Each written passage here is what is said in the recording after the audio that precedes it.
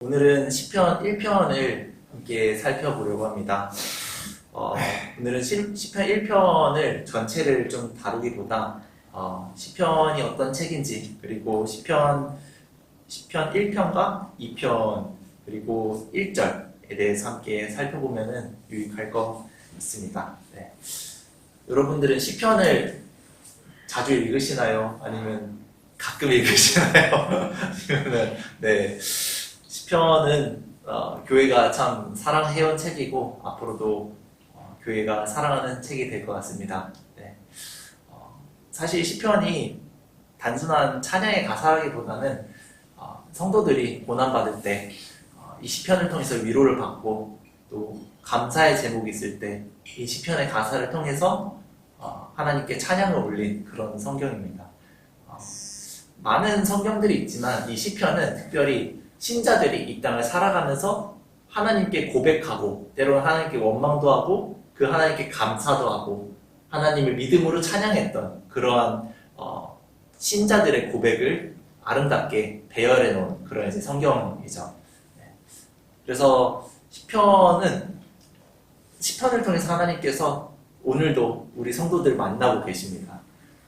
특별히 고난 가운데 여호와 하나님을 소망했던 구약 교회 성도들의 노래가 시편이고, 그때 당시에 이스라엘 백성들의 이야기가 오늘 우리의 이야기죠. 시편이 기록될 당시에 이스라엘은 항상 고난 가운데 있었어요. 네. 한 번도 괜찮았던 적이 없었어요. 다윗의 시편이 많죠, 시편에는. 그렇지만 다윗이 다스릴 때도 다윗 자체는 온전한 사람이 아니었어요. 네. 다윗을 보면은 뭔가 대단한 신앙의 인물인 것 같고, 대단한 신앙의 인물인 건 맞지만 그 또한 죄인이었고, 다윗으로 인해서 많은 사람들이 또 죽음을 당했고 그랬던 왕이 또 다윗입니다. 성경은 단 한 번도 사람을 하나님의 위치에 올려놓지 않아요. 네. 그래서 인문학 서적이랑 많이 다르죠. 인문학은 사람이 대단한 존재고, 우리가 하나님을 의지해서 우리가 이 세상을 하나님 나라로 만들고, 그거는 인문학이에요. 많은 사람들이 성경을 인문학처럼 해석을 하고 하나님의 도우심을 받아서 우리가 이 땅을 하나님의 나라로 만들자. 난 성경은 한 번도 그런 얘기를 한 적이 없거든요. 인간은 창세기 때부터 타락을 해서 그냥 인간의 죄 때문에 이 땅은 파멸로 나아가게 돼요. 그게 성경의 스토리죠. 그 가운데 인간이 구원을 하는 게 아니라, 인간이 이 세상을 하나님 나라로 인간이 갖고 가는 게 아니라 하나님이 주도적으로 사람을 선택하시고 그 사람들을 통해서 다시 하나님 나라를 회복해 나가는 것이 성경 전체 이야기예요. 네. 그러한 가운데 신자들의 고백, 힘들죠. 우리가 살아가는 현실이. 그 가운데 신자들이 어떻게 하나님에게 한탄도 하고 다시 하나님을 믿고, 그 모든 고백이 시편 안에 담겨져 있습니다. 그래서 우리가 시편을 고백하고 시편을 아멘하면서 산다는 것은, 내가 2000년 교회사, 더 넘어서 구약 때부터 지금까지 하나님을 믿으면서 살아온 성도들의 신앙 고백의 연장선상에서 나도 이러한 신앙 고백을 하면서 내 삶을 살아간다. 이러한 또 깊은 의미가 있습니다. 시편은. 특별히 오늘은 시편 1편과 2편을 좀 살펴볼 생각입니다. 네. 시편이 기록될 당시에, 그리고 이 시편은 기록되고 편집된 거거든요. 이게 다윗 혼자 시편을 다 썼을까요? 네. 다윗 혼자 쓰지 않았어요. 시편은 다윗도 썼고 고라자손도 썼고 그랬다가 이제 나중에 예수님 당시에도 사실 이 시편이 완벽하게 다 편집되어 있진 않았거든요. 그러니까 시편을 보면 1권부터 5권까지 있는데 3권까지는 예수님 당시에 딱 완성이 됐어요. 4권, 5권은 계속 편집이 이루어지고 있었던 시대가 예수님 시대였거든요. 사도들 시대도 그렇고. 그랬다가 이제 성경이 계속 편집이 된 거죠, 이게. 네. 그런데 이렇게 성경이 기록되고 편집될 당시에 이스라엘은 잘 살고 있었느냐? 아니죠. 고난 가운데 있었어요. 네. 이스라엘이 잘못해가지고 하나님께 범죄해서 바벨론으로 그 유수를 당했잖아요. 바벨론 유수라고 하죠. 그러고 나서 페르시아 그리고 헬라 제국, 로마 제국까지 계속 나라를 빼앗기면서 이 서러움이 있어요. 서러움이 있는데 이 유다 백성들이 우리나라도 어떻게 보면 일본한테 압제를 당했잖아요. 당하고 40년간 치하를 일제 치하에서 우리도 고난을 받았는데 이 이스라엘 백성들은 말도 달라요. 우리도 말이 달랐잖아요. 40년밖에 안 됐는데 말이 많이 섞였잖아요. 그런데 이때는 40년, 몇백 년간 유다 말을 못 쓰게 만들고 이제 다니엘서만 봐도 다니엘 이름을 다 바꿔버리잖아요. 우리 창시기명 하듯이. 그렇게 하니까 이 유대인들이 억울한 거예요. 왜 하나님 살아있는데 하나님은 다윗의 왕조를 계속 영원히 이어가신다고 약속하셨는데 하나님이 계신 건가? 네. 이런 생각이 계속 들면서 그러면서 편집된 게 시편이에요. 네.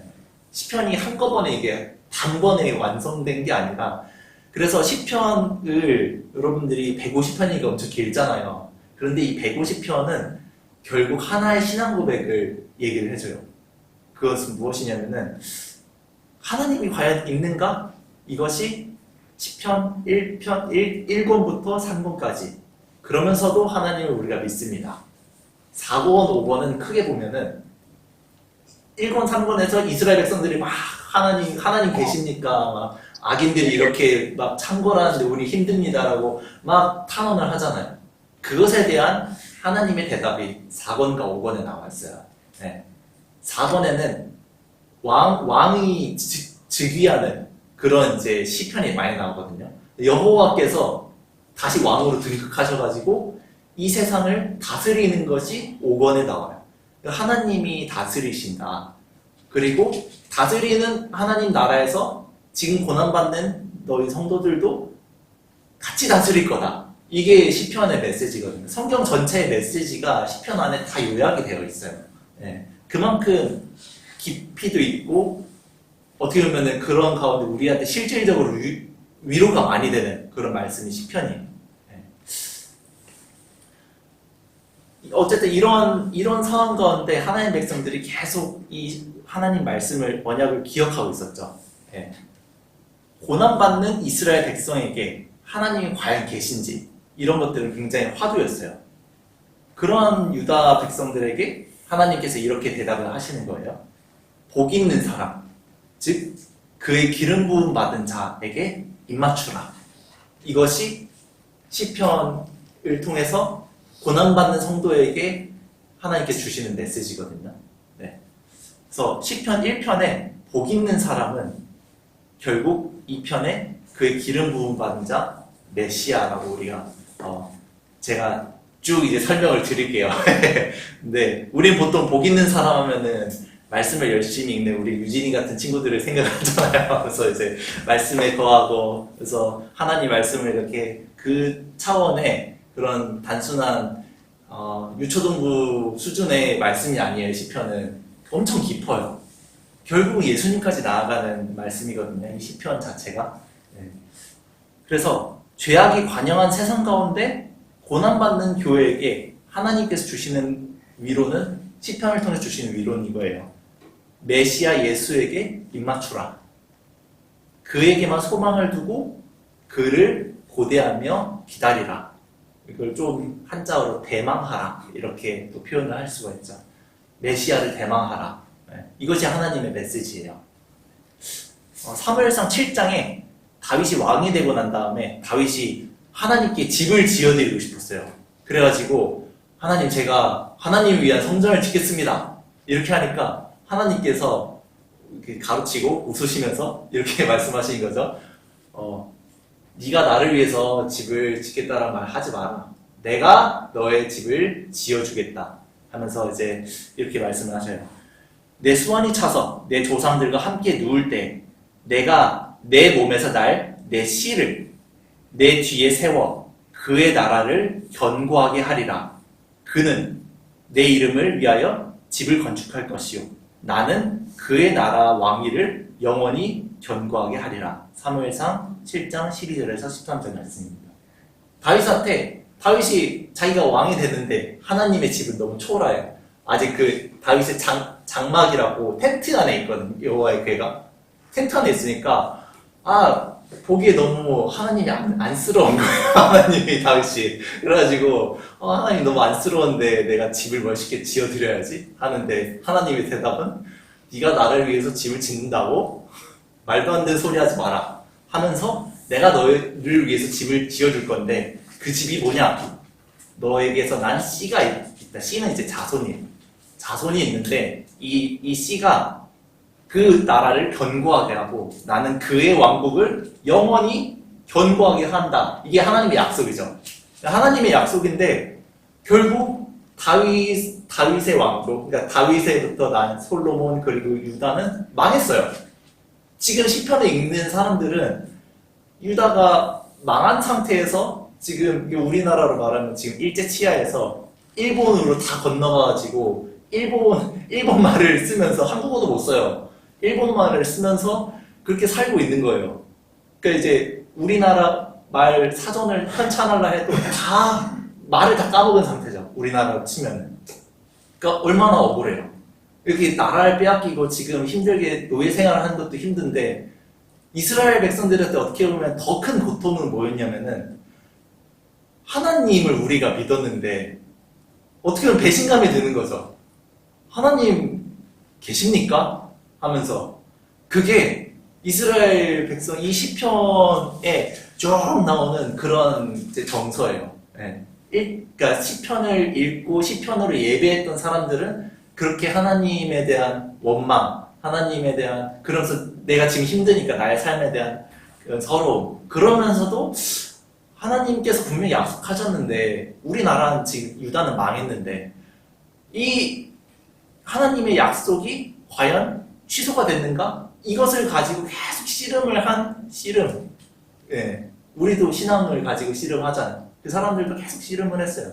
그 가운데 다시 그래 하나님께서 구원하실 거야. 하나님께서 또 우리가 로마서에서 배웠던 것처럼 믿음을 또 주신 거죠. 신자들에게. 그러면은 시편을 읽으면 참 웃겨요. 막 힘들다 토로하다가 이 악인들이 왜 이렇게 잘 살고 잘 먹습니까? 나는 하나님을 찬양하고 경외하는데 하나님은 나에게 이렇게 고통스러운 현실만 주시고 하다가 갑자기 주님을 찬양합니다 이렇게 바뀌어요. 참 희한하죠.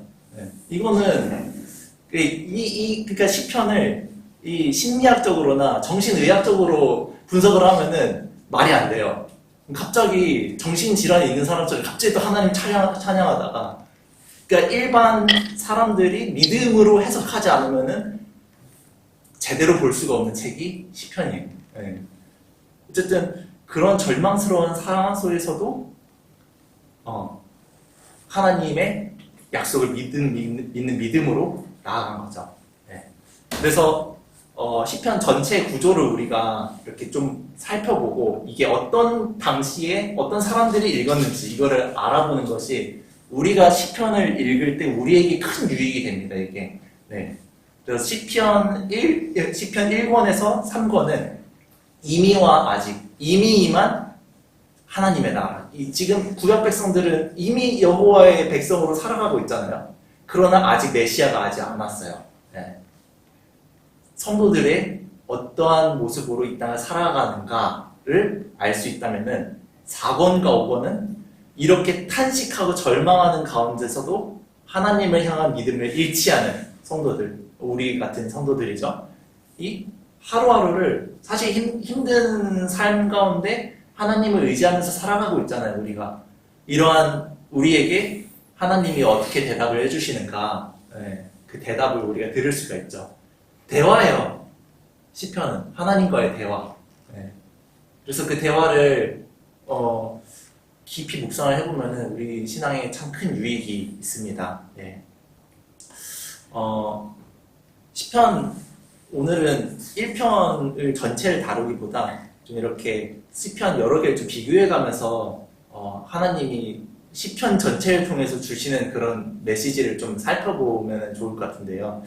일단은 시편 1편부터 50편, 150편까지는 엄청나게 치밀하게 구조가 짜 있어요. 그리고 이 구조 가운데 메시지가 다 있어요, 이게.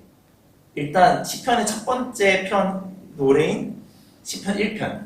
1편에 보면은 시편 1편과 마지막 시편인 150편을 같이 한번 볼게요.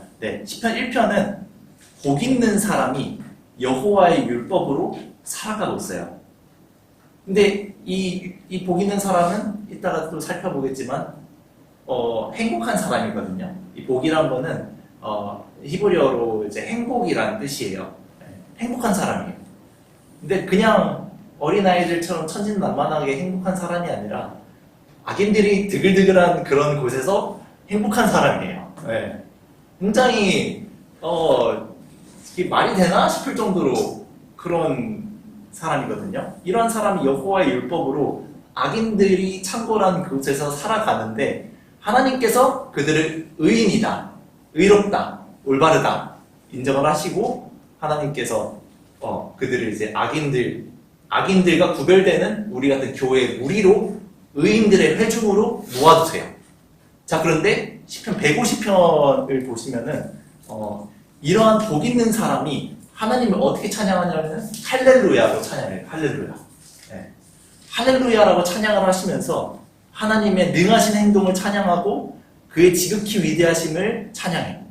그러면서 시편 맨 마지막 절에 이렇게 시편 기자, 그러니까 그 시편에 나오는 복 있는 사람이 참 신기하게도 모든 살아있는 사람들 빼고 사람들 외에 동물, 식물, 호흡이 있는 모든 동식물들을 다 초대해서 여호와를 찬양하자고 초대를 해요.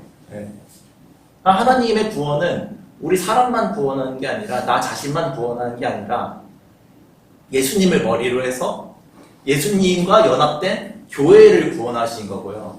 그 교회와 함께 새롭게 새로워질 동물과 식물, 온 우주와 별들, 모든 것들을 새롭게 함으로 살아있는 하나님의 모든 피조물과 함께 찬양의 자리로 나아가요. 이게 스케일이 우리가 상상하는 그 이상입니다. 우주가 넓잖아요. 하나님의 구원의 스케일도 그만큼 넓어요. 하나님은 사람을 머리로 해서 온 피조물을 다시 회복시키고 있는 과정이거든요. 결국은 신자들은 이러한 하나님의 능하신 행동, 능하신 인격과 사역을 찬양하는 자리에서 모든 만물과 함께 찬양하는 자리로 나아가요. 이것이 그 악인들이 득실득실한 이 땅에서 살아가는 성도들의 위로가 되죠. 1편과 마지막 편, 첫 절과 마지막 절을 같이 봤을 때, 자, 그런데 시편 2편과 149편을 또 같이 보면은 이게 또 짝이에요. 짝. 이게 그래서 문학적인 구조가 있는 건데 이 문학적인 구조를 통해서 우리에게 메시지가 있어요.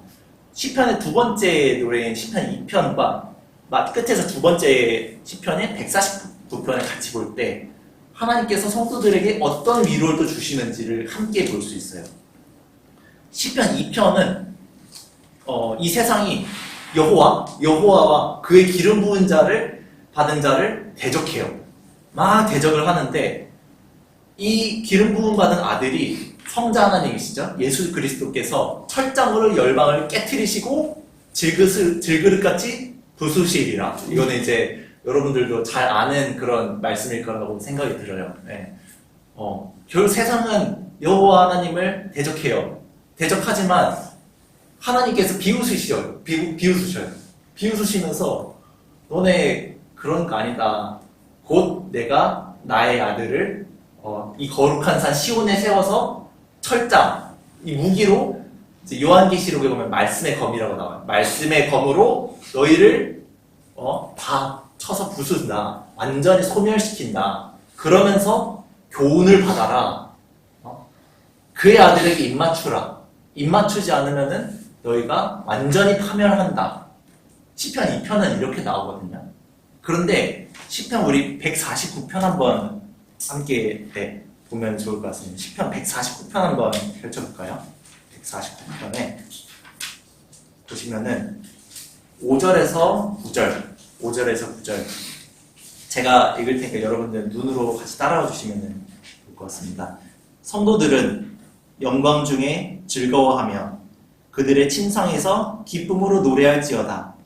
그들의 입에는 하나님에 대한 찬양이 있고 그들의 손에는 두날 가진 칼이 있도다.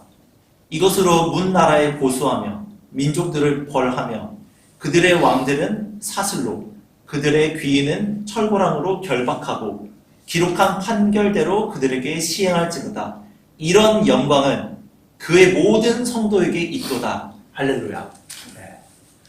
우리가 이 땅을 살아가면서 그리고 이때 구약 백성들 그리고 신약을 살아가는 우리에게 주어진 소망이 뭐냐면은 지금 예수를 믿지 않는 자들, 하나님을 거역하는 자들, 이렇게 하나님께서 이 땅을 창조하시고 구원하시기 위해서 예수님을 보내셨는데 이 구원의 방주에 들어오지 않는 자들에게 계속 메시지를 보내고 있는 거예요.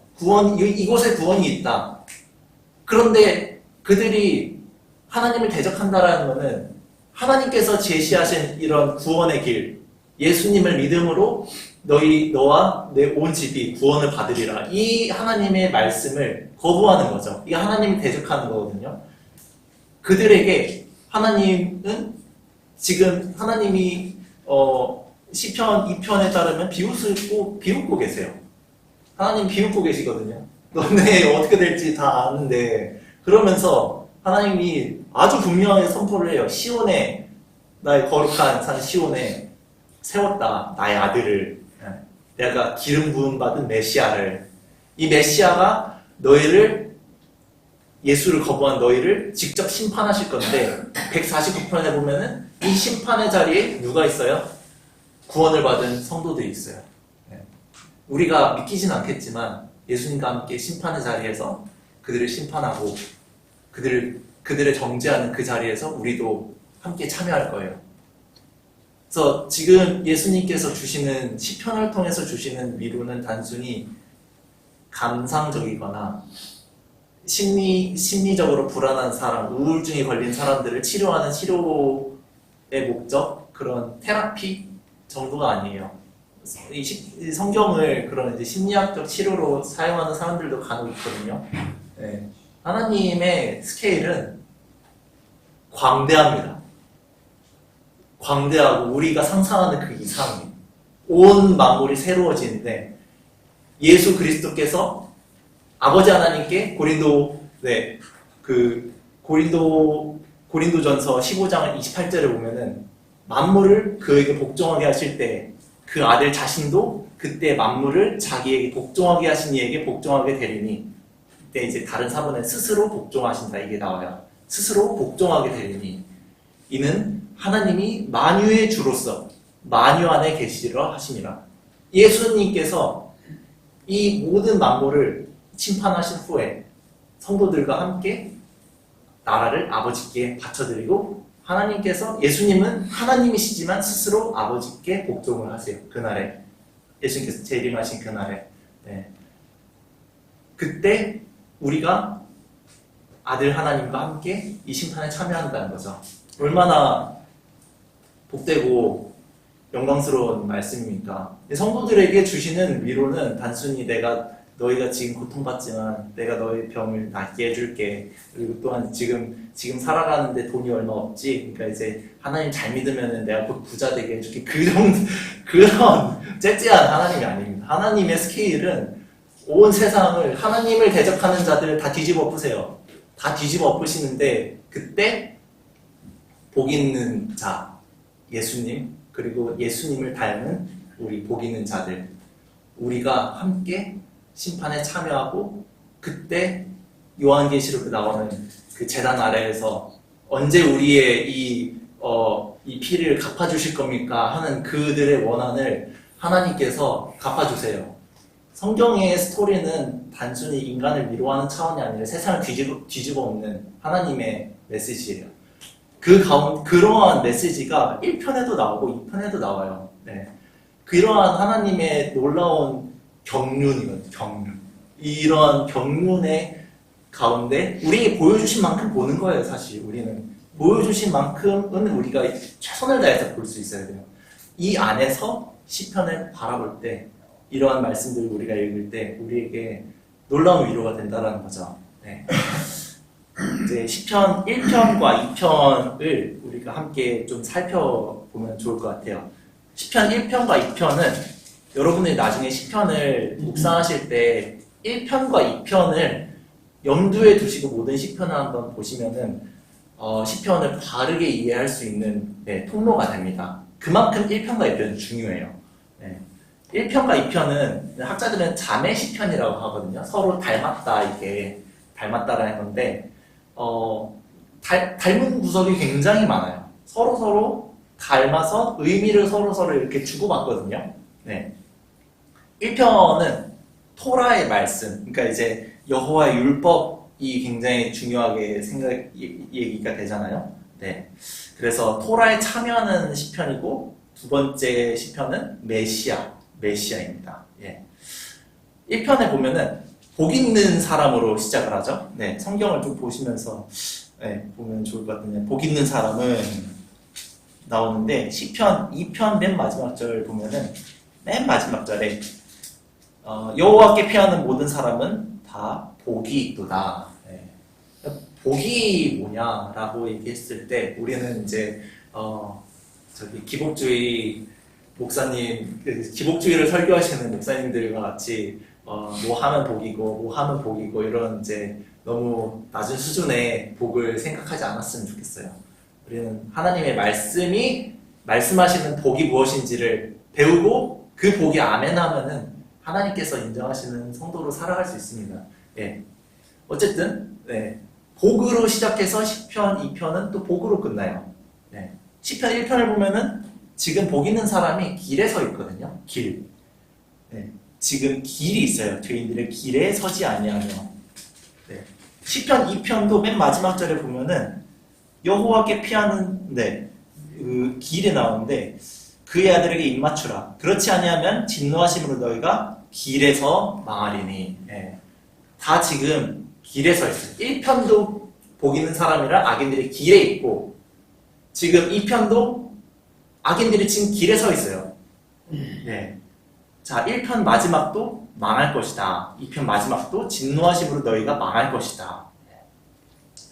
이렇게 시편 1편과 2편은 닮은 시예요. 닮은 시고, 그래서 시편 1편을 통해 복 있는 사람은 말씀을 깊이 묵상하는 사람인데 그 말씀을 깊이 묵상하면서 여호와께서 기름 부음 받은 예수 그리스도께 입맞추는 사람은 복이 있다. 이거 우리가 같이 알 수 있는 거죠. 하나라도 없으면은 예수 그리스도 결국 이제 말씀인데 예수 그리스도께 입맞추라. 그리고 말씀 안에 깊이 거하라. 결국 하나의 의미거든요. 근데 이 두 가지를 염두에 두지 않고 다른 시편을 읽으면은 다 심리학적인 그런 이제 테라피가 됩니다. 그렇게 해석을 우리는 안 했으면 좋겠어요. 모든 성경은 예수님 안에서. 자, 오늘 시편 1편 1절 같이 보고 오늘 마무리하면 좋을 것 같습니다. 복 있는 사람만 오늘 살펴보고 마무리하면 좋을 것 같아요. 복 있는 사람이 무엇일까? 시편 1편 보면은 그냥 악인들의 꾀를 따르지 않고 죄인들의 길에 서지 않고 오만한 자들의 자리에 앉지 않는 사람이죠. 이게 보면은 악인들의 꾀를 따르지 않고 뭔가 그림을 그려보면 재밌어요. 악인들이 있는데 가자고 그래요. 막 속삭이죠. 저기 이제 대박 나는 게 있다 하면서 오시는 거예요. 이제 뭐 그런 것도 있겠지만 여기서 말하는 거는 하나님을 믿는 믿음에서 떠나게 하는 속삭임이죠. 우리가 이 시편을 통해서 이야기하는 거는. 그리고 또 길에 선다라고 해요. 악인들의 길이 이제 등장하는데 악인들이 어디서 속삭이고 있냐면은 길에서 속삭이고 있어요. 복 있는 사람도 길을 걷고 있고 악인도 지금 길을 걷고 있어요. 길을 걷고 있는데 우리도 다 인생길을 걷고 있잖아요. 거기서 악인이 있는데 막 꿰는 거죠. 저기 엄청난 걸 발견했다면서 예배드리지 말고 저기 가서 세미나만 참석하자 뭐 이렇게 꿰는 거죠. 이거는 그냥 단순하게 예를 든 건데 꿰고 그리고 길에 서지 않고 근데 길을 가는데 죄인들이 꿰면은 그 길에 멈춰 설 거 아니에요. 그런데 의인은 복 있는 사람은 악인들이 길을 가면서 쫓아와서 막 해도 그냥 가던 길 계속 가요. 이게 의인이에요. 네. 가던 길 계속 가는 사람이 의인이에요. 깬다고 어디 흔들리지 말고, 이단들이 와서 깬다고 흔들리지 말고, 계속 우리는 이 믿음 안에서 하나님께서 정해주신 길을 가는 게 복 있는 사람. 네. 그런데 오만한 자들의 자리에 앉지 아니하고, 네. 보면은 누군가 속삭여서 길에 서서 앉아요.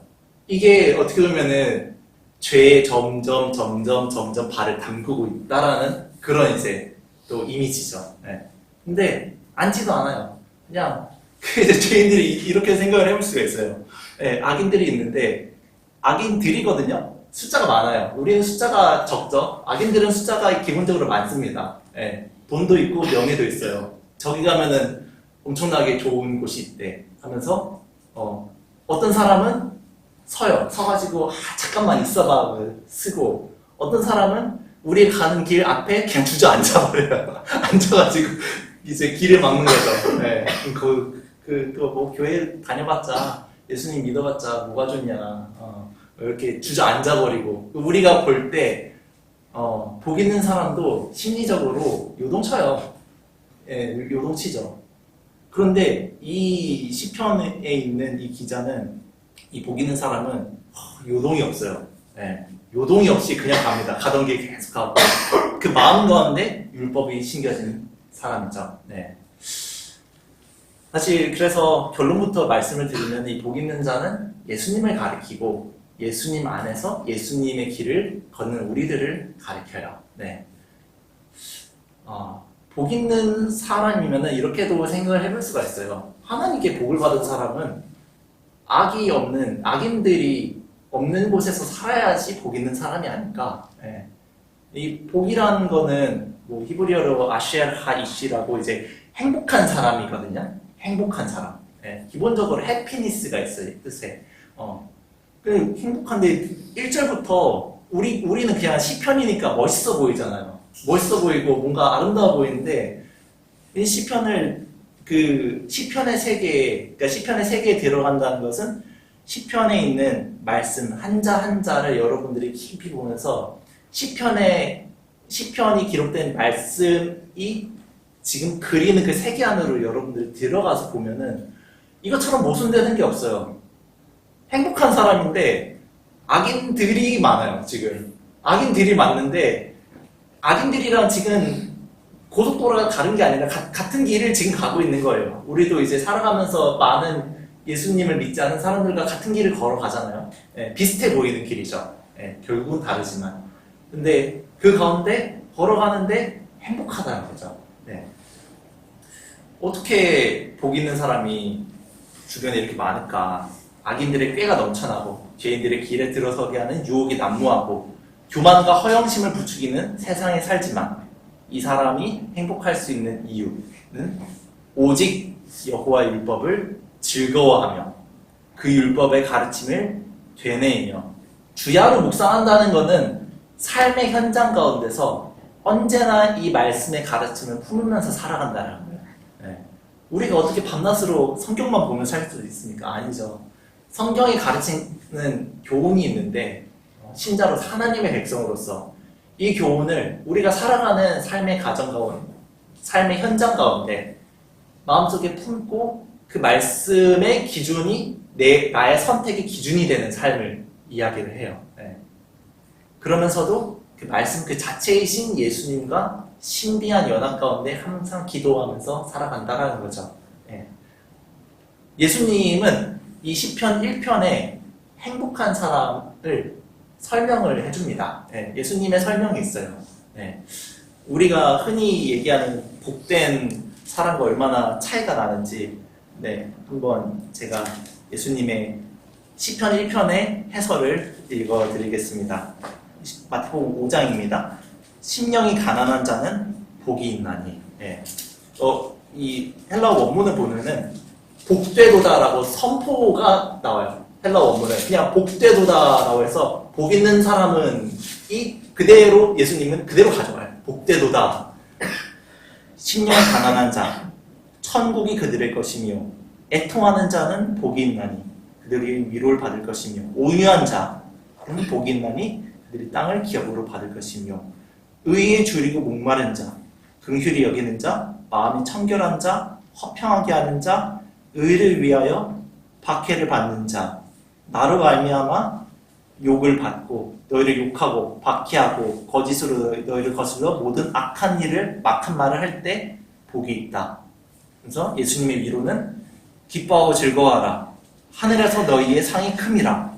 너희 전에 있던 선지자들도 이같이 박해하였느니라. 예수님의 해설이에요. 행복한 사람에 대한. 우리가 말씀을 가지고 신자로서 살아갈 때 이러한 경험이 우리의 삶 가운데 있다라는 것은 시편에 나오는 구약 성도들 그리고 예수님이 친히 말씀하셨어요. 이런 사람이 복되다. 이러한 신앙으로서의 그런 고뇌, 좌절, 이런 삶의 많은 한복판 우리의 삶의 정황 가운데 악인들의 꾀임이 많다라는 거죠. 그러한 꾀임에 넘어가지 않기 위해서 발버둥 치고 그래서 마음이 가난해지고 하나님의 구원을 바라고 이러한 삶의 모습이 있는 자를 하나님께서 복 있는 자다. 우리 가운데 그러한 삶의 고민 이런 것들이 없다면은 우리가 신자인지 아닌지를 다시 한번 생각을 해봐야 됩니다. 이렇게 예수님은 더 확대해서 해석을 해주세요. 예수님께서 말씀하신 이 복된 사람은 바로 예수님 자신의 모습입니다. 예수님 자체가 하나님의 구원을 간절히 바라고 애통하고 하나님의 나라, 하나님의 백성이 그때 당시에 예루살렘이죠. 예루살렘 보면서 우셨잖아요. 애통하셨어요, 예수님. 애통하셨고 예수님은 능력이 있지만 그것을 다 쓰지 않은 온유함을 보이셨어요.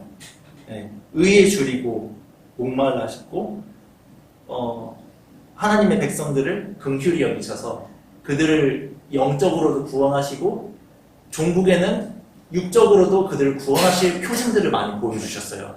긍휼히 여기셨죠. 예수님 마음이 청결하셨고 화평하셨고 의를 위하여 박해받았고 예수님은 대제사장들에게 욕을 받았고 박해받았고 모든 악한 일을 당하셔서 십자가에서 죽으셨습니다. 이러한 예수님의 모습이 복된 사람의 표본이라는 거죠.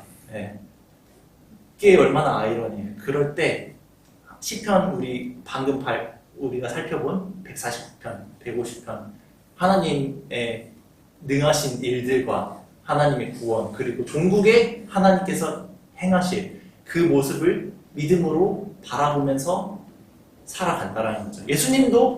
예수님도 사람으로서 이 땅에서 사셨을 때 하나님께서 이루실 그것을 그 하나님의 나라를 인간으로서 바라보면서 사셨어요. 예수님이 인간으로 오셨다는 것은 큰 의미가 있어요. 예수님도 연약하셨죠. 그래서 우리의 연약함을 긍휼 동정하시고 그래서 그를 따르는 예수의 제자들 믿음으로 고난 가운데 주님과 함께하며 하나님의 임재를 경험하며 사는 성도들이 진정으로 행복을 누리는 자들입니다. 말씀 맺겠습니다. 성도는 시편을 가까이 하며 살 때 살아갈 힘을 얻습니다. 시편 150편은 그 자체로 전체가 고난 가운데 살아가는 성도들의 신앙 고백이자 그 탄원에 대한 하나님의 답변입니다. 대화예요. 자체가 예배예요. 시편은.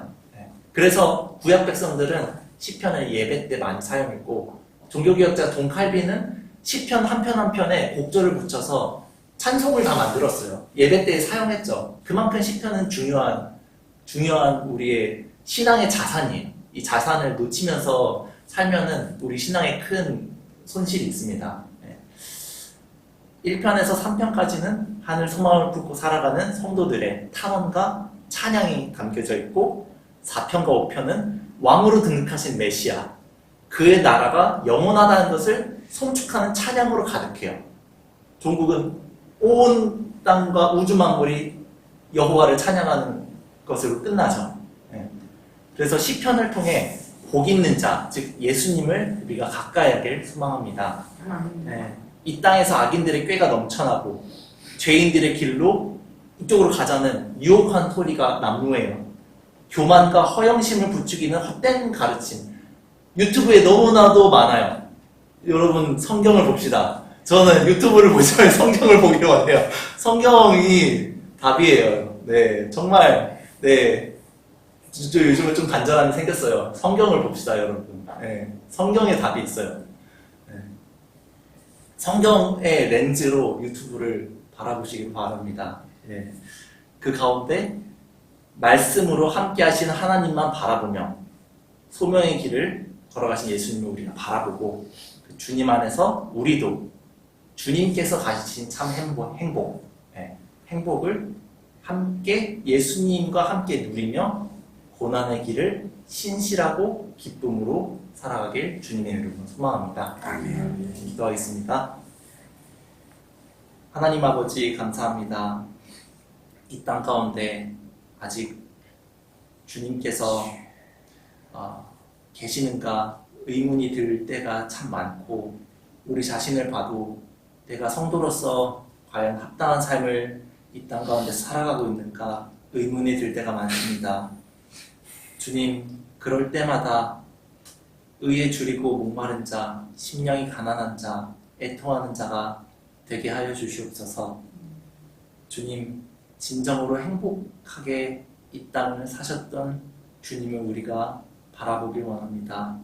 비록 성경에는 단 한 번도 예수님께서 웃으셨다라는 말씀이 없고 예수님께서 애통하셨고 눈물을 흘리셨고 그 가운데 우리를 향한 긍휼한 마음을 가지고 십자가에서 죽으신 사건을 주님께서는 우리에게 알려주시지만 그 가운데 장차올 하나님의 나라를 바라보며 주님께서 웃으셨다라는 사실을 오늘 말씀을 통해 함께 묵상합니다. 주님을 소망하며 이 땅 가운데서 웃으며 살아가게 하여 주시옵소서. 우리의 내면의 행복이 가득 넘치게 하여 주시옵소서.